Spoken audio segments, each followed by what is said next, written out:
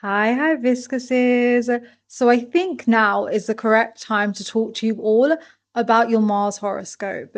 So since August of this year, all the way until June of next year, Mars has only been going between two houses in your horoscope, right? That's a lot of concentration, that's a lot of energy, and that's hitting very certain topics for you that you have to learn how to master and handle with a lot of grace and composure. The reason I'm saying that is Mars is setting the tone for what the next 7 years is going to require you to concentrate on. So it's the utmost importance that you handle your business before your business handles you. But to be fair, you would have known all this if you follow me on Patreon. So just a reminder, if you would directly like to know how this would impact you and your Vedic sign, make sure you're following me on Patreon, Carefree Brown Girl, where I release detailed horoscopes about this stuff, right? But let's get back to it. Think about what Mars represents. Adventures, your sense of courage, unfortunately, power coups, struggles, rebellions, a lot of aggression, but did you also know Mars is incredibly shy? So, when we go through today's video, I want you to consider this. As we break down how Mars feels in different nakshatras, think about how you can, I would say, put your best foot forward. Doesn't matter if you don't have the perfect plan, doesn't matter if you even think you're adequate, but what do you need to give yourself so you feel brave enough to tackle and handle your business? Because let me remind you, this is the Instagram post I did for the original Mars horoscope that we're currently discussing. It is about a misfit's journey to becoming an unconventional hero. And exactly that's who you are and that's who you're going to be if we handle this correctly. Because there's going to be a lot happening in the background whilst Mars basically plays ping pong in your chart. So you know the routine. Go and grab a cup of chai, get comfortable. Let's talk about you utilizing your energy to make the absolute best moves you can for yourself in the era of historical times. Let's get into it, hibiscuses.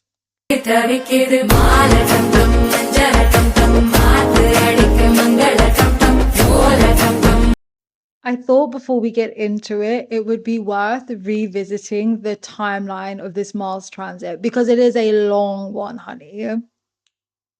Make sure you screenshot it because what Mars is getting up to is deeply going to impact your experiences and your emotions all the way until summer of next year. So you want to make sure you know where it's going for you.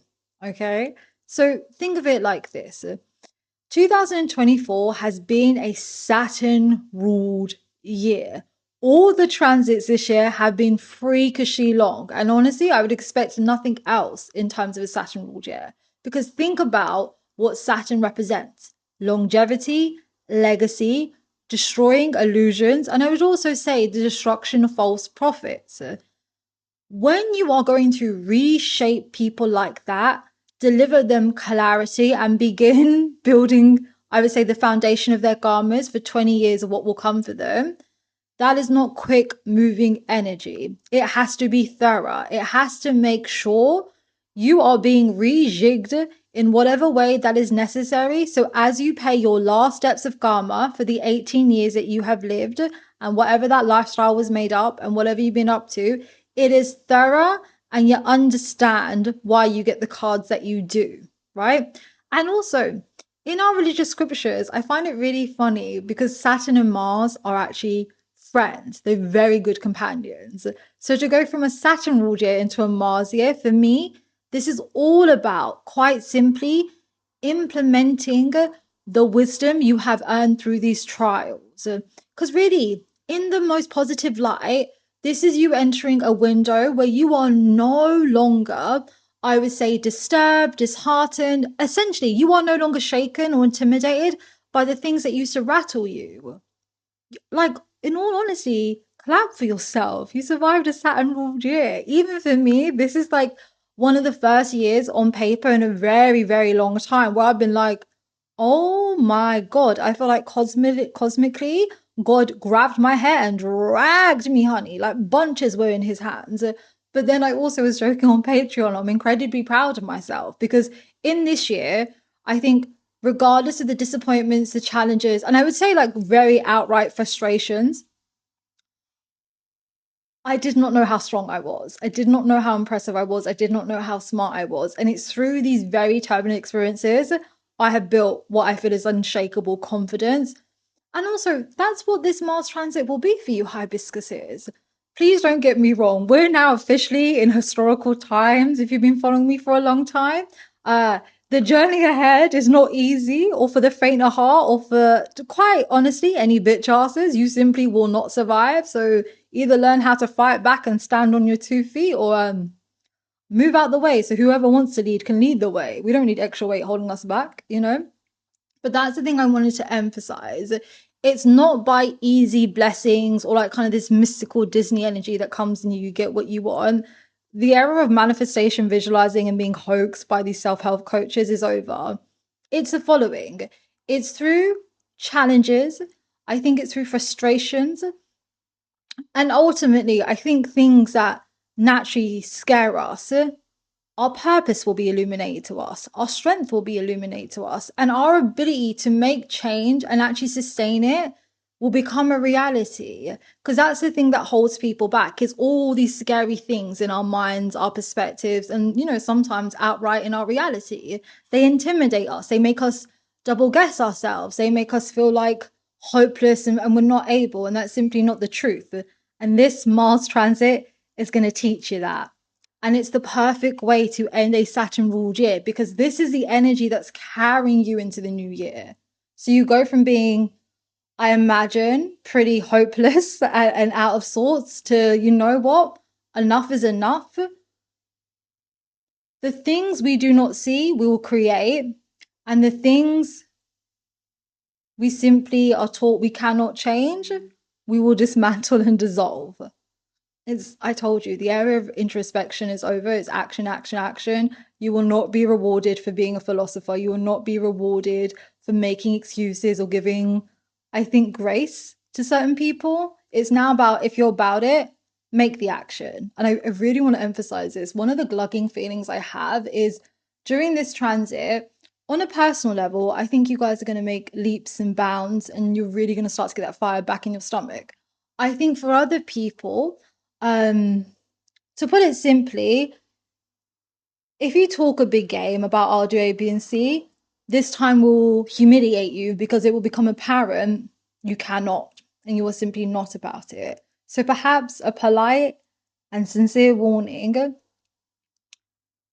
However you portray yourself, allow it to be authentic and sincere. And the things that you pursue, allow it to mean something truly to you, because any hint of inauthenticity, any hint of, we'll say, playing the game and positioning yourself in such a way based on selfish wants and needs or anything like that, you're going to feel really humiliated. And I think you will ultimately also feel very disappointed in yourself, because now we're in the era of what? I told you, when you met me, Saturn was going through the 9 types of Aquarius, right? And I said, listen, in those 2 years, whatever your heart's desire is, whatever your missions, your values are, start working on it. Because I knew by the time we get to summer of next year, that's it. The next group of game changers, educators, entertainers, healers, whoever those people are, who will be responsible for huge catalyst changes in our cultures, in our religion, in our society, in our politics, in our global community, the paths were going to be illuminated to them. And it was going to come through frustration, challenges, fuck this, and like the injustices would anger even the most timid result, and boom.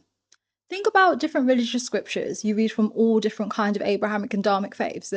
When those prophets come, when those game changers and guides come, do they ever come through flowers and sipping tea and niceness? No. When do they come? At the height of injustices, nastiness. And it's often when the opposition and quote unquote these evil figures are so intimidating, it feels like you can never ever change anything. So is happening. Make sure you fight your corner well, because you can make a difference, whatever you want to achieve in your life. Other than that, should we talk about our little friend, the red planet? Now let's look at our little red friend. Now, when we look at Mars in your Rasi chart, it holds a lot of weight, right? The thing is, your Rasi chart is your cosmic blueprint, right? It allows us to understand why you've been reincarnated. I would say for Act 1, what are a lot of the dominant experiences that you will have? And I think most importantly, what are your attributes? What tools do you have in your arsenal that you can fulfill whatever purpose is written in this reincarnation for you? So, when we look at your Mars, think of it like this. We can see your resolve. I think your ability to act decisively and discipline. That's why you tend to find a lot of Vedic astrologers will tweak out or twinge probably a lot if they see a weakly placed Mars. Because again, we believe in free will, right? So it's very easy to turn around even what you would consider the most disadvantaged birth chart, right? Where we just see a lot of issues. Free will, you're here to exercise a spiritual muscle. You can grow it, you can change the narrative very easily, right? But let's say someone becomes incredibly sloppy with their free will. A weakly placed Mars will play out like this. It will show someone who naturally is very stubborn, right? They are too easy to manipulate, to disturb. You basically think of them like cosmic Play-Doh. You can bend and squish that motherfucker into whatever toy you want to puppeteer. Also, alongside this, the discipline aspect's really important because, again, do you know what it is? It doesn't matter how juicy the destiny is that's written for a person. It doesn't matter how wise the Jupiter, how somber the Saturn, how prosperous the. Like, I think of it now. Isn't it funny? I think Mars really makes or breaks a horoscope in hindsight because essentially, Mars, when it's not working out, is incredibly cruel, very stubborn, lacks self accountability. Um, Almost like a child who wants, but doesn't do its chores and then is wondering why it's not getting the big jug of sweets at the end of the week, During this transit, this is a point that I really wanted to highlight to you. Yes, this will be an incredibly frustrating time in the areas that Mars is preoccupying in the houses, right? However, you're going to learn a lot about yourself because number one, what is it about you that you think you deserve everything you envision for yourself? Is the work correlating? Is the attitude there, right? Do you actually deserve it? That's why I think people are really frustrated because they want. And in this transit, they get the cosmic ass kicking of like, okay, you want it, but how are you showing up in the world? What is your mindset? What is your discipline? Want never got. Does that make sense? It's a very harsh lesson in that, right? Also, this idea of cruel behaviors. The whole time I make these horoscopes, especially over the coming 7 years, it never leaves my mind that everything that's happening is because the bigger picture is astrologically, we are now in the downfall of colonialism and it will play over many decades, right? Whilst I have a lot of positive things to say, and you'll see it in the next episode of Cosmic Jar and stuff, I think one thing I do not think I factored in enough is how brutal, mean, and I think downright cruel people would be who benefit from colonialism in this change and shift, right? And I think also at this time, because I'm aware I can't control who comes across these videos, but I would get you to reflect. If you feel like you can only have the things that you desire or you think you deserve, or for whatever reason they should be happening in a particular way, if you can only have them through you exuding cruel, harsh, downright discriminatory behaviors, do you think you are destined to have that thing? Do you not think you're going against some sort of God's will or cosmic design or cosmic law? This is what I mean. For me, and we'll get to this next, the thing that really strikes me during this Mars transit for the people who will find it very tough, you're essentially being shown by God in several different ways. You are not shit. You don't deserve this, right? And on some superficial levels, it will teach you how to reform your behavior, how to change, how to evolve, how to step up and really be about yourself. And it can create a lot of goodness in you, right? I am a fundamental believer. After the last like nearly 16 years of reading for people, sometimes the ass kicking is the only way people will learn. And if it needs to happen that way, let it happen that way, because it's better you learn than to live in a repetitive cycle of nonsense. Because one thing I want to emphasize to you all, and I will say this in every other video, you are made up of limited energy. After a certain point, it goes and can never come back. So if you knew that, what would you do with your energy? Would you not seek communities that allow you to be at peace and really be yourself? Would you not build a life that feels purposeful and is stable and basically filled with stuff that brings you, I think, peace and joy and meaning and engagement, right? But yeah, a weakly placed Mars is essentially a brat who cries and doesn't understand the life they are experiencing. They are also, to some extent, they have control over. And then they just go about their merry way, making tarot readers probably very, very rich, I imagine. But yeah, that's why you will tend to see a weekly placed Mars will twinge out of Vedic astrology, because the rest of the chart, basically, I think it comes null void after making this video. Truly. Yeah, I really do think if you have a weekly placed Mars, or you're not able to step up to the occasion with your Mars, and it is just like a downward hill battle, yeah, good God, man. Good luck. God bless. Let's talk about a strongly placed Mars, right? Because ultimately, what Mars is going to reveal to us is how you overcome obstacles and how you seize opportunities. So, when I think of a functional Mars, or a Mars that is handling business and gives me a lot of hope for an individual, I think number one, the first quality that comes to mind is discipline. Now, don't confuse discipline with perfection and 100% quality all the time. That's not it.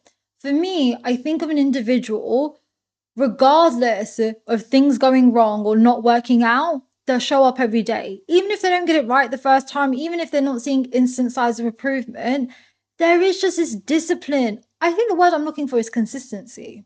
It's a person that will be consistent in their endeavors, right? So I always make this joke in my personal life that I am, for all intensive purposes, a romantic comedy babe. I am lover girl 101, right?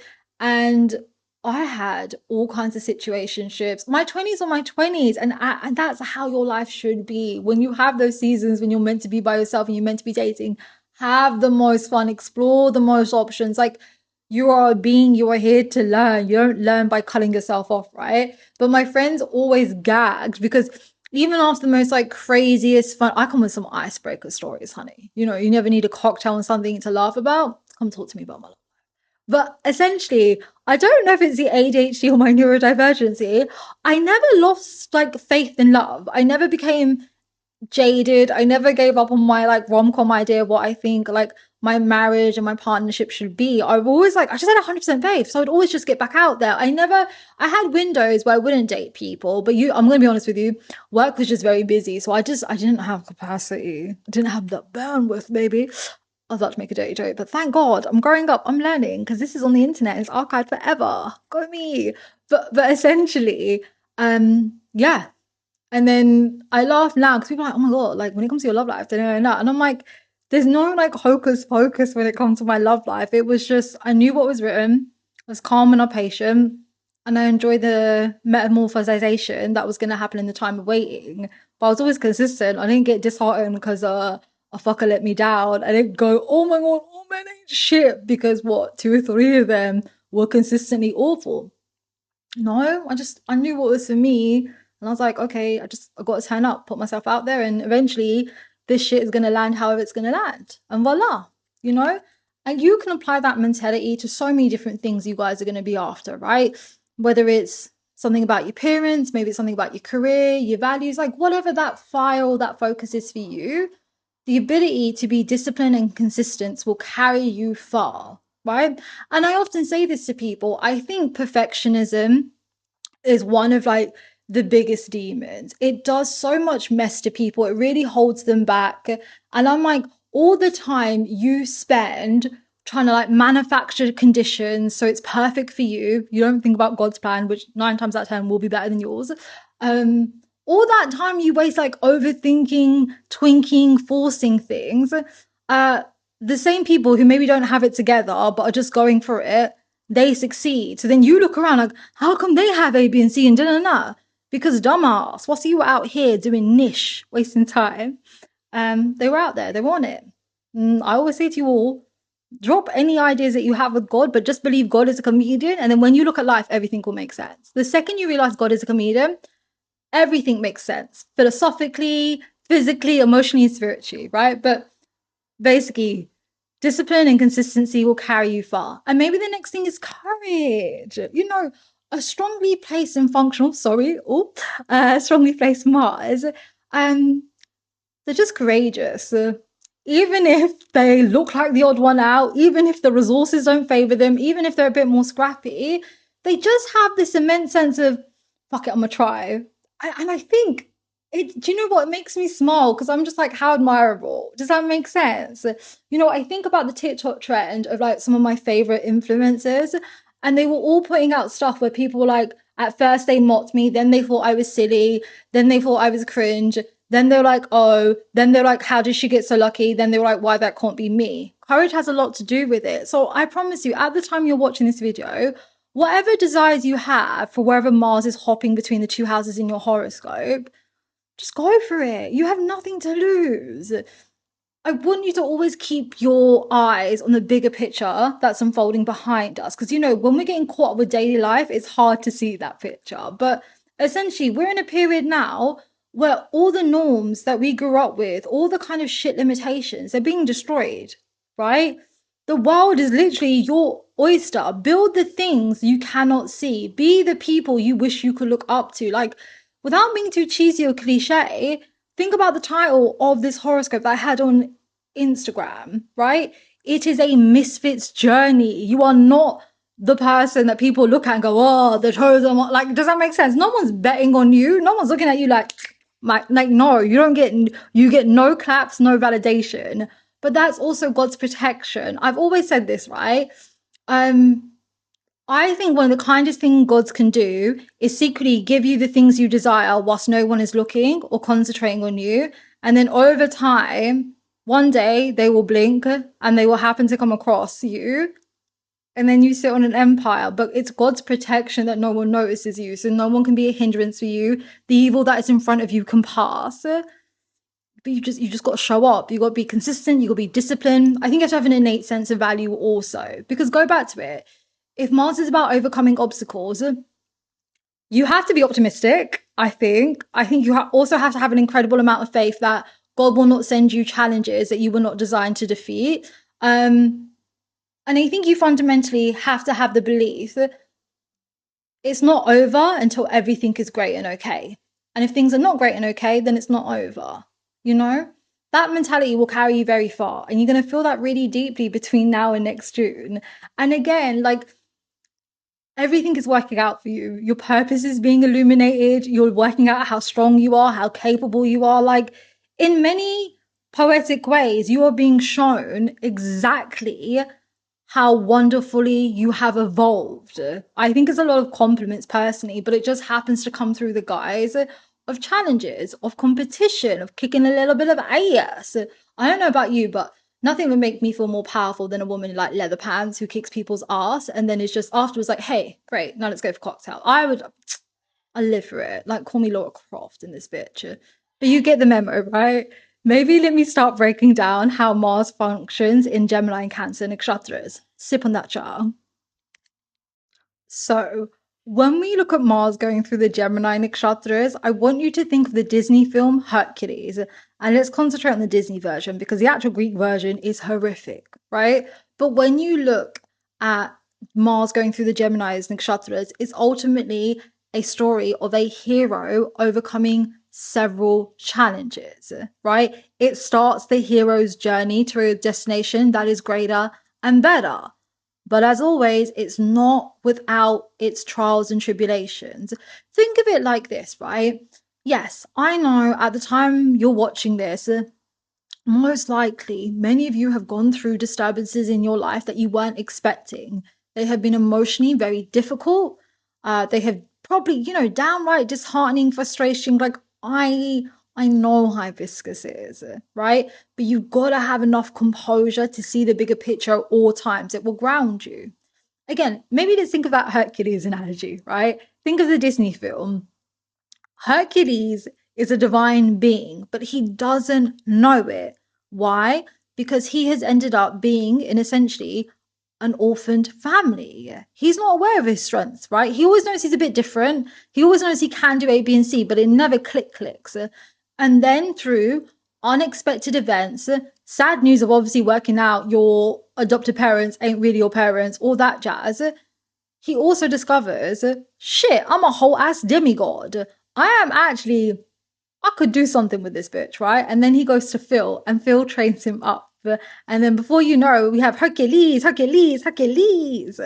That's you. I listen. I hope your life doesn't feel that dramatic during these 6 months, but I also do hope in the same breath that you understand the strength and purpose that you have and what you can do with it, right? It's often through unexpected events, trials, and tribulations we start the journeys that are destined for us. I promise you, in all the years that I have read for like celebrities, sports people, politicians, like every kind of public figure and influencer you could ever think of, it's never lost on me how every single one of them, before things got really, really good, there was always a life-turning event that disappointed them. It was also after very hard times. No one started on a happy and secure note. But the grit, the resilience, and I think even the trust that even if they didn't have a clear plan that it would all work out, so they would just go like stepping stone to stepping stone. Before you know it, each stepping stone, even if you weren't clear of the destination ahead, you conquered a mountain, right? And on the other side, can I say something? Because I'm always like so sensitive to people having different experiences when you go through the same horoscopes or transit. Sorry, it's okay if during this 6 months transit, uh, you achieve a lot of stuff and then you work out, I climbed this mountain, but I don't like the view. You know, like actually, this is not everything I thought it's gonna be. That's fine. It doesn't mean you've messed up. You haven't wasted your time, but that's the lesson, and that's how the lesson was meant to be delivered. Does that make sense? So it's through these disturbances, it's through these frustrations, it's through these letdowns. It is literally like cosmic divine order. It's going to orchestrate and put into motion a set of events that will deliver you to a beautiful destination. But like Hercules, you got to put in the work. You got to be trained. You got to be okay with actually doing a couple of fights and getting your ass kicked, because at all time you're picking up what wisdoms and skills. And please never underestimate how, if you take anything away from this video, I fundamentally believe you are always being trained for the thing that you were destined to do. It is so rare that people actually waste and fuck up their lives. Now, people have different purposes. Not every life is going to be perhaps as Disney heroic as we think, but they are all important in their own way, right? Have faith in that journey. Change, step up to the occasions, all of that. Let me break down the Gemini nakshatras to you, actually. I brought my laptop, so you know I'm serious about the notes in the ceremony I'm going to deliver. Okay. So, firstly, Mars would have been in Mrigashira. So, Mrigashira in English means the hunt, right?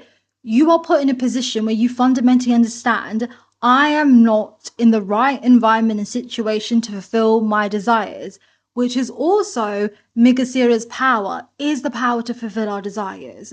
So, you are not rewarded for staying in dynamics and situations and mindsets and habits. I got an astrology reading real quick.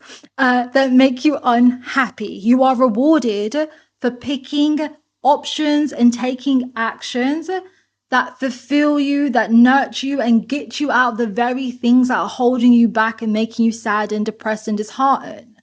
So choose wisely. The one thing I would say though, because when I think of Mrigashira, so ironically, Mrigashira is ruled by Mars. And this is the thing that people always get very, I think they forget about Mars ruled nakshatras. They are incredibly shy, incredibly shy. It actually takes a lot for them to leave their comfort zone, right? But that's a part of the catalyst. That's why you always end up thinking Mars nakshatras are so big and bad, but you forget that was a whole ass baby that was equally scared when it started its journey, right? Usually, if Mars in Mrigashira is going to go wrong, it's because people get too attached to their comfort zones. So then, to a certain extent, they miss out on their destiny. They delay their destiny. So think about it like this. The things that you think are comfortable and you love them and you hold them so close, are they healthy? Do they help you end up where you would like to be? Is there any chance they are debilitating you? Is there any chance they are holding you back or hindering you? Got to be honest and real with yourself.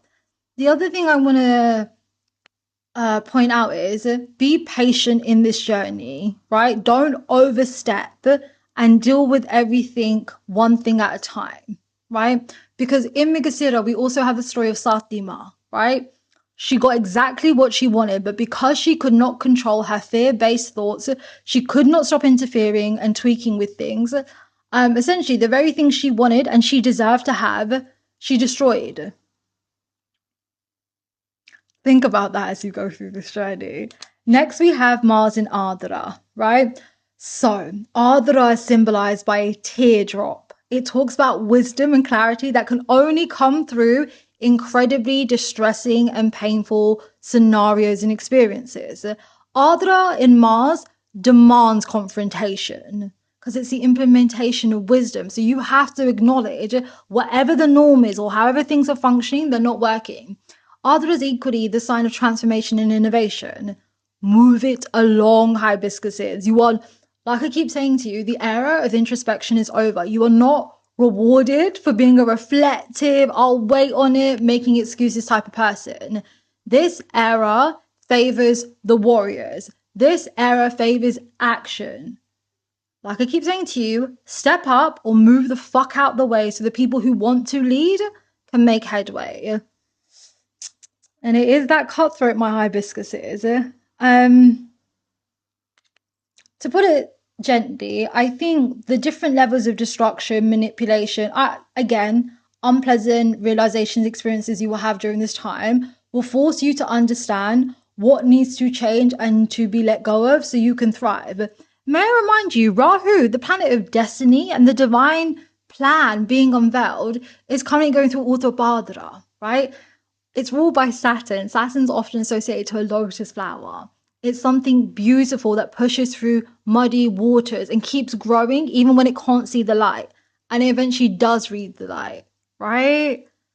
Come on, hibiscuses. Gotta keep moving, gotta keep changing. You can't, I mean, you can because you have free will, but I think it's a damn shame to keep crying and rethinking and trying to make things work that God has shown you so very clearly in the last 5 years are broken and will not serve you.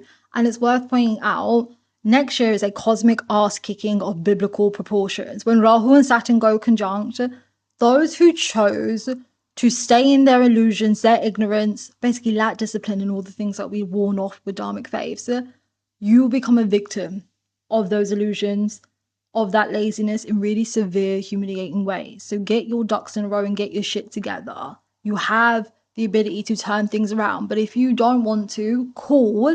But I'm pre-warning you, from mid-2025 onwards, you will be fucking miserable. And you're going to feel the consequences of all this laziness, of all these illusions, all this kind of woo-woo, woe is me kind of thing for a really fucking long time. And I want you to know at all times it was fucking avoidable. This leads me to Punavasu. So Punavasu is Gemini type 7 to 9. It means the return of light. How beautiful that in your journey of fighting back, you understand, I can make a difference. Things can be wildly different. You start to feel the fire in your stomach and you begin to realize exactly the motherfucker that you are, right? Essentially, when Mars enters Punavasu, your courage grows. Punavasu is the is the birth nakshatra of Lord Ram, should I say. You begin rebuilding yourself because it's ruled by Aditi, the mother of creation. And don't underestimate the power of Mars and Punavasu because they are quite gifted with whatever they think they can speak into existence. It's a reason it rules astrology, the sciences, and the most like hocus pocus stuff you could think about when it comes to our religions and our cultures. But do you understand? A lot of stress, a lot of nastiness, but as you handle your business, you grow into who. And as you grow into who, it validates you that the things you want and you see for yourself, they're absolutely coming. And who's going to give it to you? Yourself. Now let's talk about Mars going through the Cancer nakshatras. Now, when Mars enters the Cancer nakshatras, it marks an extreme turning point, right? Who are you and what do you stand for? Because you've got to remember, number one, I would say Mars is not the strongest in Cancer nakshatras, but on top of that, the reason we don't think it's the strongest because do you know how I was describing what a weak Mars looks like? It just happens to be there's a higher probability when Mars is in Cancer nakshatras. If they don't get a grip or align themselves to values and purpose, every nasty little thing we think about a weak Mars, oh, you're gonna see it play out, honey. Yeah. So essentially, when Mars enters his Cancer nakshatra, it pushes extremes. So, for instance, if you've been handling your challenges, you've been stepping up to the occasion, and keep on going for it, this will now build you into the most strongest, wisest, capable person, right? And how wonderful in an era of change and dismantling colonialism and a bunch of nasty norms. However, if you've been a sloppy little bitch out here, if you've been embarrassing yourself and you just, oh my God, like I cringe when I think of like summer of 2025 because of humiliation that's going to come people's way. I'm like, I did warn you for 5 years to like steer off Starbucks spirituality, but here we are, bestie. It's between you and God now, you know? But essentially, when done correct, Mars enters Cancer Nakshatra and really makes you reflect the mark you want to leave in this world, the life you want to live, and you will become very serious and again, adequate in making that happen. For the rest of you, I suppose in the next 20 years, it's a wonderful thing to have faith, you know? Anyway. Um, let's break it down, right? So when we look at the Cancer Nakshatras, you have a few things. Let's start with Purnavasu Pada 4. So essentially, that part of Purnavasu is motherhood, parenthood. It's me, baby, baby. When it's done correctly, you will mother your talents, your crafts. You'll be like a parent. You will really pour into yourself. You're gonna get sleep. You're gonna eat whole meals. Like you get very serious about the care of you and your causes. If it goes the other way, I don't know if I have to say it out loud, but like, are you not embarrassed? It just basically talks about a crybaby, someone who needs a lot of nurturing, but not in like a empathetic, cool kind of way that we all need. I'm talking about like you're very pitiful as a person. It's not good. You know, you can't take care of yourself. Yeah, it gets ugly real quickly. Maybe let's move on. Ironically, Purnavisu Shakti is the power to bring wealth, to bring it into modern context. You will either create that wealth or you will be a victim of only being able to acquire what is given to you. Think about that as you move through this transit.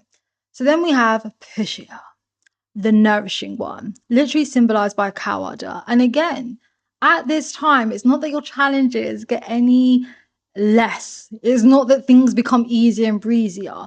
You know how to nourish yourself. You're very serious about pouring into your own cup. And also for me, Pusher is so heavily associated to parenthood, organizations, institutions. You will actively go and build community. And I really mean this. And this is the episode of Cosmic Child that's coming next. Of course, you can go by yourself and you'll get somewhere, but you will go further and you will be more successful. And whatever you do will be more sustainable with community. Even Pusha, it's ruled by Brihaspati, Jupiter, right? The ability to counsel, advise, break bread, move as an organism, phenomenal, will carry you really, really far, right? So again, I think it's also a sign of hope. And it's going to bring in the extremeness that we see for next year. But when Mars goes through Pushya, you're going to see that congregations of communities appear. But you got to remember, different values, different desires create different communities. Build a community that you are proud to exist in, that does good in the world, and you'll be okay. You want to stay with the fucking demons and the pits of hell and these really embarrassing, good for nothing kind of people? Cool. But to a certain extent, You are your company. Remember, we believe in several different karmas and karmas are interconnected. So think about that with when you want to break bread with people and you want to put your energy somewhere. Then Mars will enter Ashleisha, Cancer type 6 to 9. Ashleisha's power is the power to inject poison. Think of it like this. Traditionally, when Mars is Ashleisha, it talks about someone could actually be incredibly gifted with mastering and conquering their own self-destructive tendencies. They can completely change the script. If not, they themselves are responsible for the poisons that are injected to them and they can't break out of cycles. Essentially, as we go from Gemini to Cancer nakshatras, there's a clear setting of a tone of what 2025 will bring, and you have the utmost free will to change that narrative. Really take this time seriously. Bank on yourself, pour your energy into things that are good, that are beneficial not just for you, but for other people around you. And remember that community piece. It's going to be so key.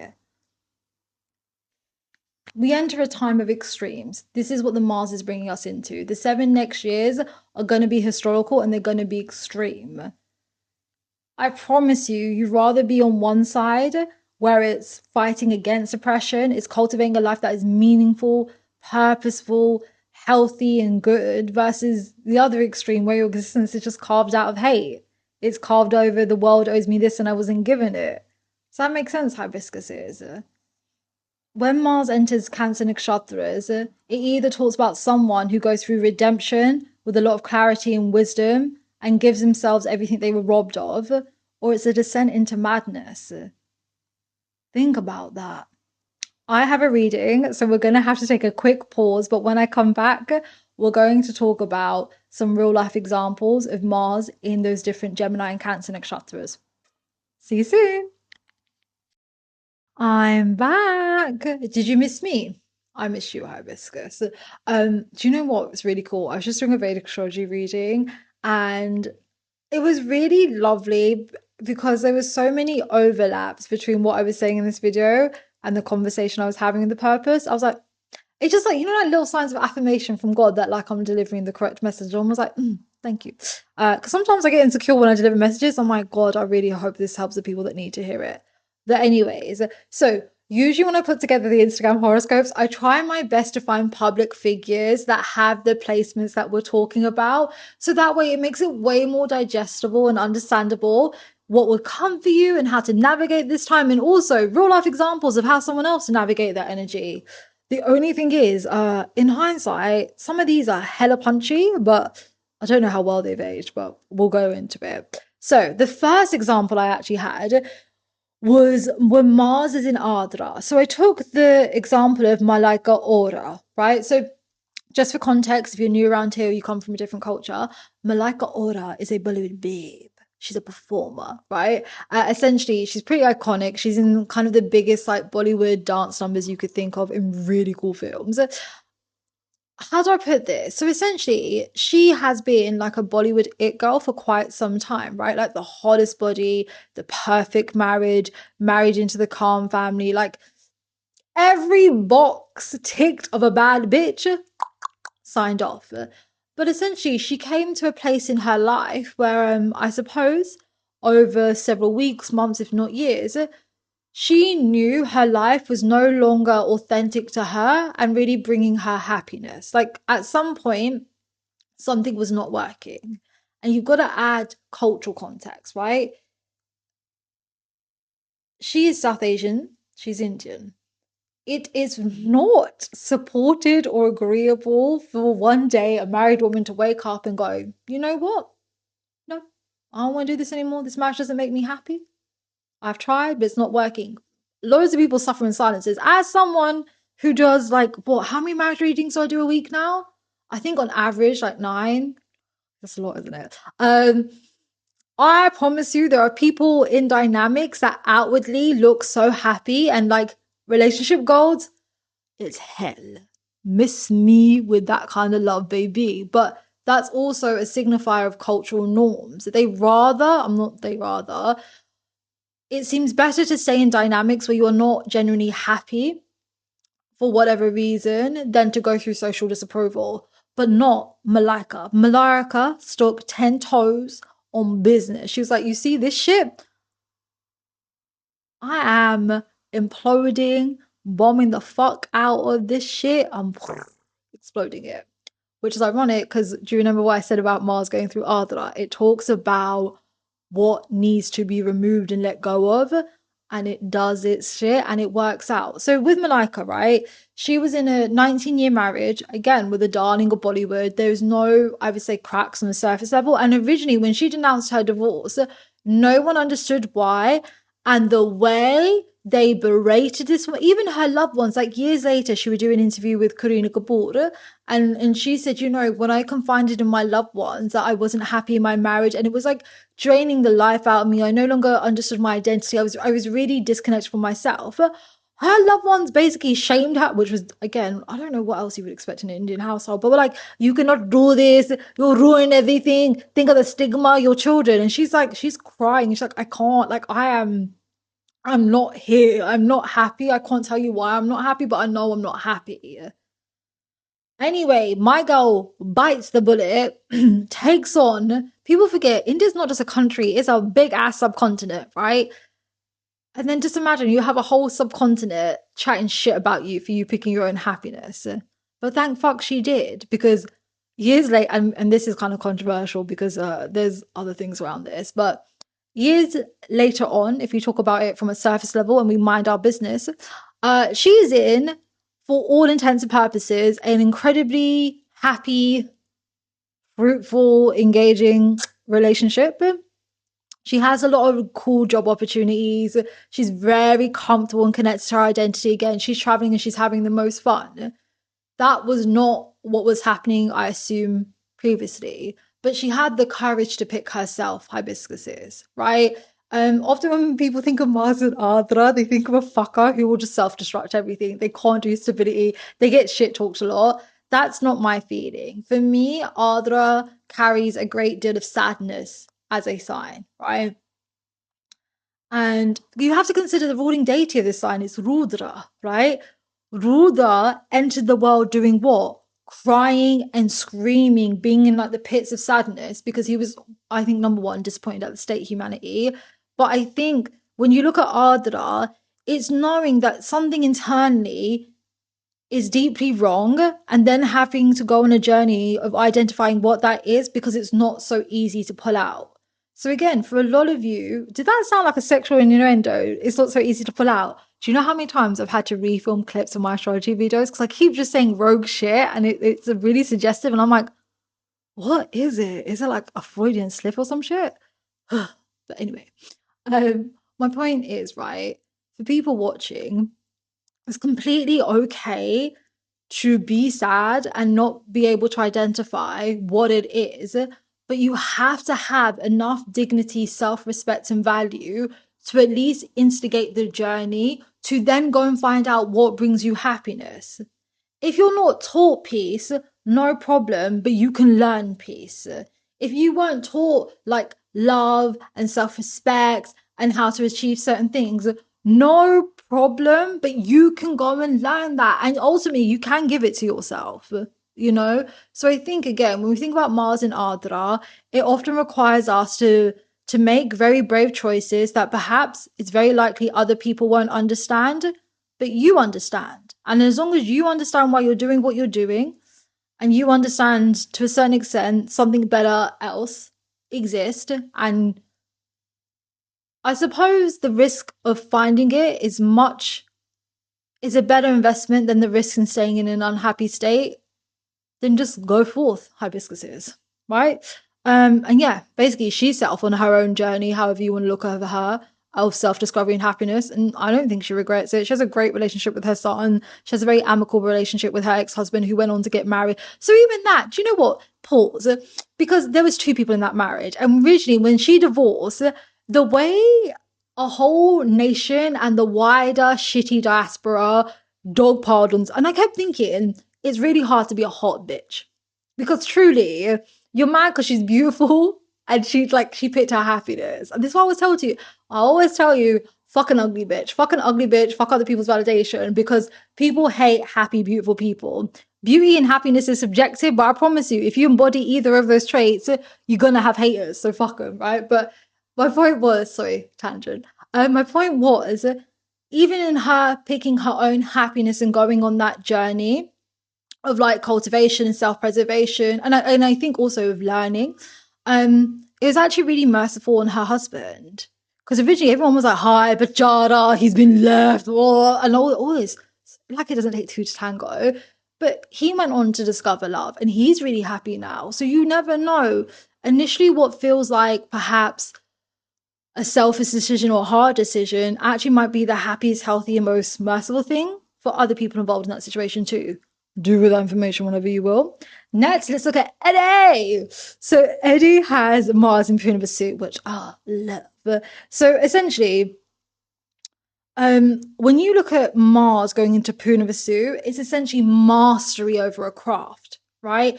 It talks about building talents and skills through a time of hardship. So I don't know if you know a lot about Eddie Murphy, but essentially, he grew up in a really rough home under tough circumstances, a really turbulent household. I think even at some point he was put into like foster care.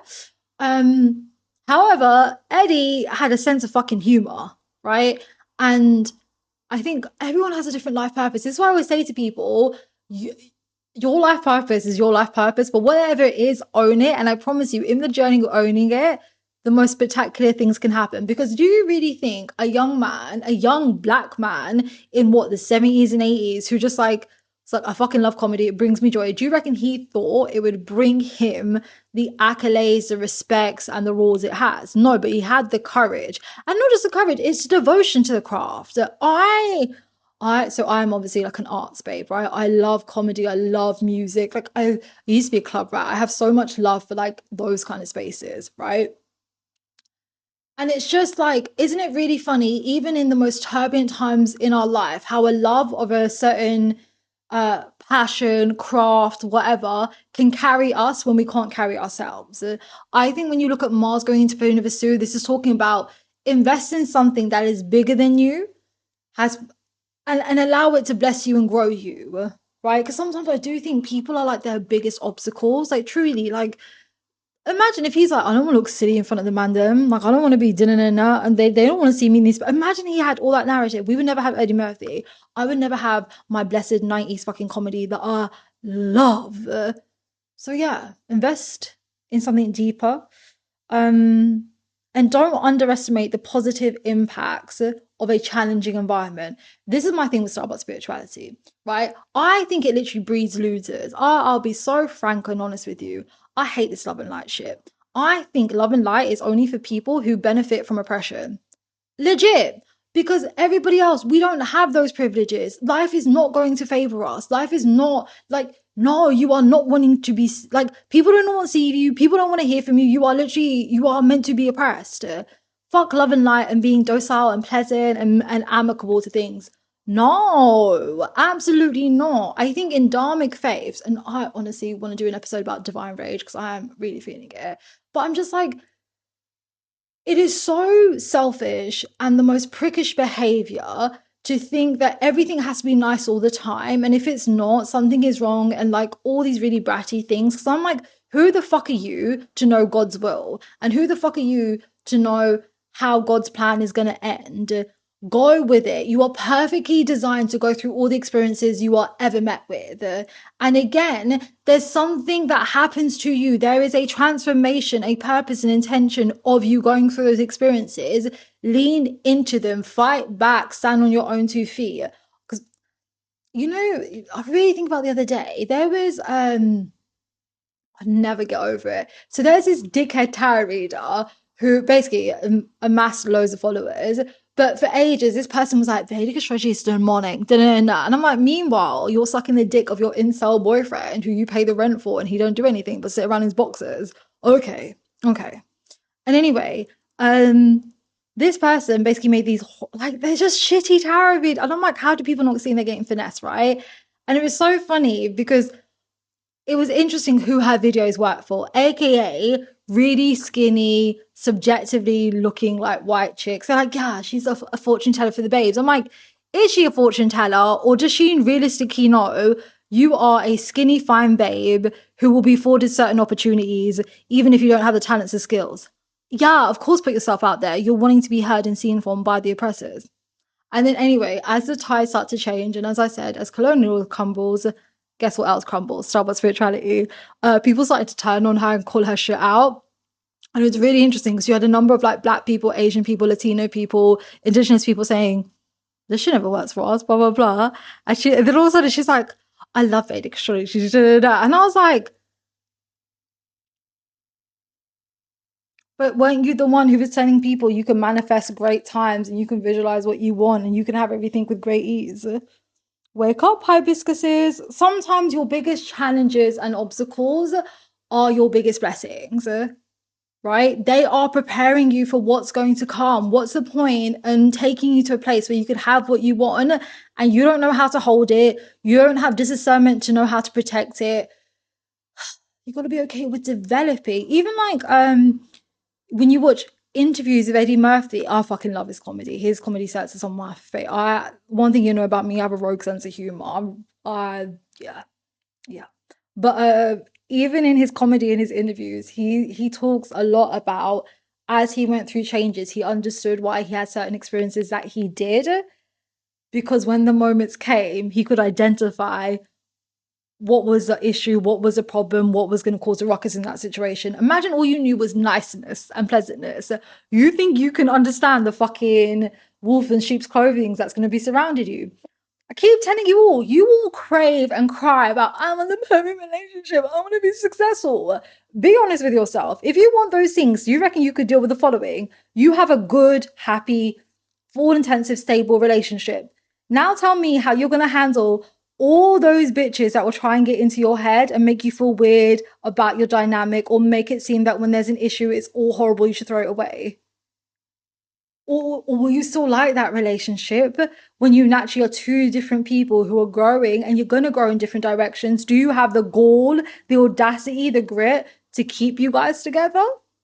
Take it a step further. All the success and fame that you fucking guys want, you built for it. You built for people talking about you. You built for the fuckers that will talk shit about you. You built for the bitches who don't achieve anything that will do think pieces on you. Are you built to have the confidence to be in a line of conflict and be the difference? Are you built for all the weirdos that will idolize? Like, are you built for it? You about it? Only in challenges and obstacles and that fucking conflict are beasts made. This is why I always say with Dharmic faiths, isn't it interesting how we're painted as love and light by the colonizers who cosplay as us? But when you read our actual religious scriptures and you deal with our actual gurus and real us, real religions, like when it is authentically and owned by us, isn't it interesting? All the literature scriptures are what? Wars, conflict, oppression. And through that, people hit enlightenment. They didn't hit it through nice, lovely, fluffy. And they were devoted to what? A higher cause. Either get with it, hibiscuses, or, you know, enter your cryberry era. It doesn't bother me. It's not my karma. You'll be fucking carrying it. Which leads me to Pushya and Ashleisha. Now let's look at my examples for Mars and Pushya and Ashleisha. These have not aged well at all, besties. But I was trying to prove a point. So the first one is Mars and Pushya. Beyonce has that. So originally when I wrote this post, I was like, oh yeah, Mars and Pushya can make someone really shy, so they have to learn how to put themselves out there. There can be a great desire to achieve greatness, but it requires them to leave their comfort zones. And again, it's well documented that she was a shy kid from like a very middle class background. She got picked on and all this stuff, but she banked on herself. She went for it. And then we have Beyonce. And again, Push is ruled by Saturn, so it's a late bloomer. But when it flowers, it blooms magnificently. Push is really like it has. I think it has ironically Saturn's legacy too, right? So from them banking on themselves, even when other people don't see it, they build a legacy that is like obviously Beyonce's legacy. But also at the time of recording this, people going to jail in 2025 was one of my biggest predictions. So maybe let's talk about this in a different light. right? So initially, when I think of Mars in Pushya, I think about someone who perhaps is not given all the tools that they think they need to succeed, and perhaps don't even see themselves in that way. And they have to learn how to nourish themselves and bring out that warrior energy. And when they do, bada boom, bada bing. God will always match your energy, but you've got to put that energy out there. And remember, energy can never be destroyed, it can only be transformed.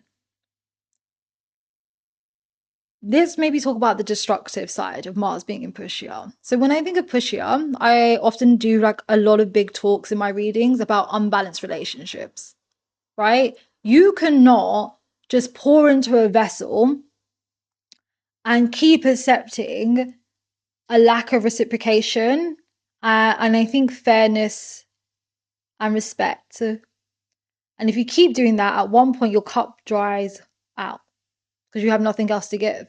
And remember what I said, we have limited energy. So at some point, our energy has to go. But if we exploit it and we pour it into things that are not really in our favor, eventually you have to deal with the consequences of that.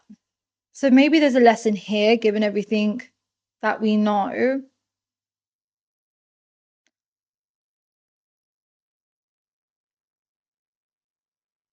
Sometimes the biggest influence on how we blossom is the company we choose to keep.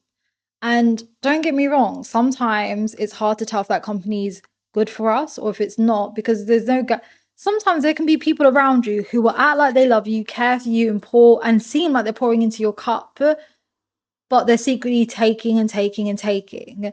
And it's only when you realize your value and what you bring to the table, perhaps then you can switch on how you have been shortchanged in that dynamic, and how maybe you've been manipulated or coerced to think that that person was the prize, or this like all giving, loving being, when actually it was you. And the ability to have you control you or just have you by their side is nothing to do about a love or respect for you, but more of a power play for them. When Mars gets into the Cancer Nakshatras, it's going to get really dark and ugly because it's going to bring out extremes. You will either have your warriors or you're going to have your victims. That's why I started closing off this year by telling you the warrior is eternally blessed, the observer is the eternal victim. It never changes. And next year, you could. I just think all the cards you were meant to be dealt have been put in your hand. Like, that's it now. This is who you are. This is the consequences of the life you have chosen to live. This is what you've accumulated. Now you sit down like an adult and you make wise decisions. So if you theoretically are not happy with the lay of the land, then start changing it. Mars transit wraps up just as the new karmic cycle begins. The process of death and rebirth will be over by the time Mars finishes doing this hokey pokey between two of your houses. And then that's it. That is the life, the karma, the consequences you will feel for 20 years. Think about what you surround yourself with. Does it allow you to nourish and flourish? Or is it keeping you trapped in a state of illusions that is slowly taking from you and stripping away your identity, stripping away your values, and perhaps not allowing you to see how great, how able and successful truly you are? That's a part of the Mars transit too, is realizing what you bring to the table. Anyways, and finally, apparently I thought it'd be a good idea to use Hillary Clinton as Mars in Ashesha. What bitchy point was I trying to prove here? Because one thing about me is I will never respect Western politics. Um, so ironically, Mars in Ashesha is at its strongest and weakest point because Ashesha is a Ganta point. So Ganta means there's a soul knot. So whenever you have Ashesha placements anywhere in your chart, these have been some of the hardest obstacles that your soul hasn't figured out. So in this life, they're a key focus. So Ashesha deals a lot with hidden knowledge, aggression, clinginess and attachments to the wrong things. It's very, very analytical. It's very perceptive, intuitive, and its power is the power to inject poison.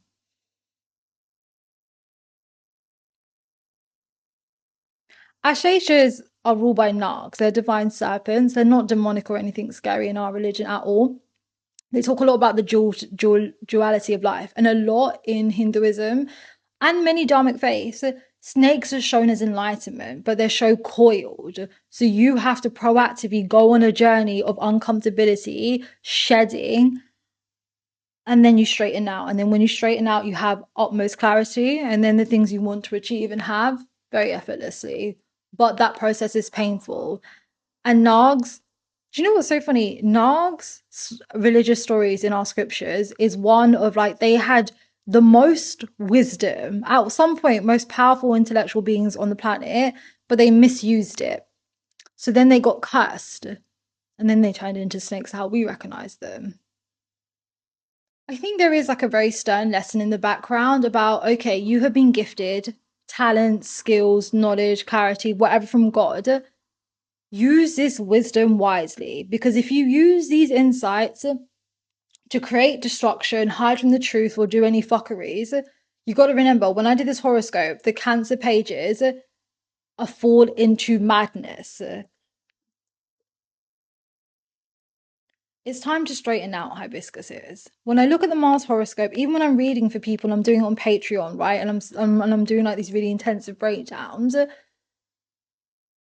The one thing all the horoscopes have in common is get your act together, be accountable, make wise decisions, and then be proud of yourself.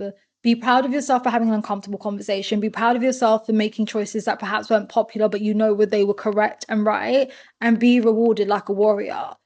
But if you want to go along with the herd, you want to stay in these illusions, you don't want to rectify, you don't want to make decisions from a clear-headed space, and you just, I don't know, you just want to keep drowning yourself in illusions and a shit outlook, you're done. And you will face the consequences of that. So this is by no means meant to be an easy time, as I've said throughout this video. But this is a time that if you can step up to the plate, take the actions, have the discipline, be consistent, have the courage, whatever the next 7 years bring, you will be so prosperous and able, and it'll be really hard for you to lose your nerve. If you want to keep up all this nonsense, and again, this is off the back of 5 years where you've been going through a process of astrological death and rebirth, you will learn in the most serious ways where your values, where your behavioral patterns have led you, and you will feel the weight of those for a really fucking long time. So if you are watching this video and you are acutely aware of any habits you have that are no bueno, no good, handle your shit. No complaints, no no it's no hard, none of that. If you don't, hey, do you know what? Don't even waste your money on tarot readers. Don't waste your money on astrologers. Don't do it. They can't help you. You've set the bed of your karma for 20 years. You will have to ride out that wave. No one will be able to reverse those fortunes for you. Some shit is a little bit more permanent. Gotta always think about what's happening in the background. And just remember, in a few years' time, we're going to go into one of the most diabolical Rahu and Ketu transits we will see in our adult lifetimes. When that transit happens, it talks about a battle between the genuine gods versus false prophets. We're leading up, but I keep telling you, the lunatics are outside of the asylum, astrologically in the downfall of colonialism. Pick a fucking side. Because you have to move with a clear brain. If you don't want to move with a clear brain, no problem. But then you want to follow, do you know what it is? When you want to follow smoke and mirrors and you want to stay in these like really murky waters of like values and advisors and stuff like that, you have no right to cry and scream when you put your foot down on the house and you fall through the floors. You didn't build anything on stability of substance. You built it off really shaky shit. So you live in a household that's easily fucking knocked down, always breaking. Like it looks shiny, but really it's a piece of shit. It's asbestos covered in glossy, shiny paint. Yeah, other than that, I think that was my Mars horoscope. If you want to learn more, just follow me on Patreon. Other than that, I'm out. Bye, Hibiscus.